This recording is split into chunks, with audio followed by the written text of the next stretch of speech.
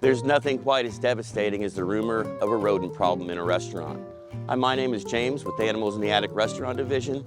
Keep watching for more tips on how to prevent one.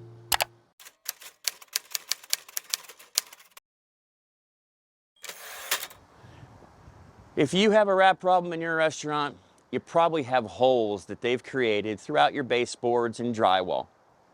Whatever you do, leave those holes until all the rodents are gone, your place is sealed up, and the problem is solved. Then, if you want to go back and patch those holes for appearances, go ahead. But if you do that while the problem is still going on, they're going to chew more holes in your drywall and in your baseboards and create more issues for you. So use those holes, put traps in front of them, but don't close them up because they're going to chew their way back out.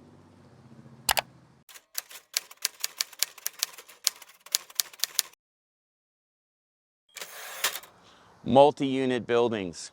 For restaurants, they can be a nightmare. If you're an ice cream shop or a quick serve restaurant or a fancy restaurant, it doesn't matter. If one unit in your building has rats, you have to assume all of them will sooner or later.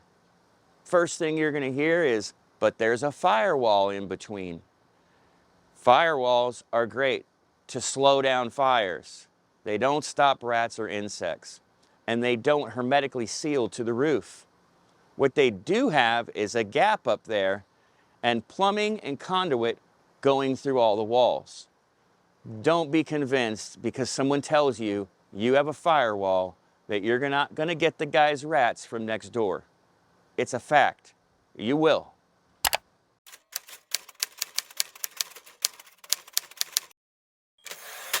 Screen doors on a restaurant, not the greatest idea. Rats will chew right through the screen, and often they don't seal well, so they can just walk in the corners. Get rid of the screen doors and get your staff a fan. It will save you a lot of problems when you're trying to prevent or solve a rodent problem.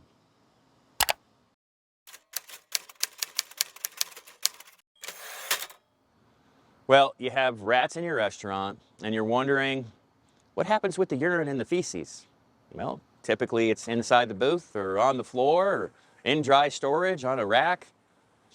But the problem is, it creates issues with mostly your team members and your patrons. A baby crawls under the table and touches a piece of feces, let alone eats it, or wipes their hand in urine. They could get really, really sick. It's important you keep your restaurant spotless during this removal process, and at the very end, you decontaminate your restaurant to ensure the ongoing safety of your staff and your patrons. If you have any questions or need help, call or text me at the number below. I'll get back to you quickly, and I'll discreetly solve your problem.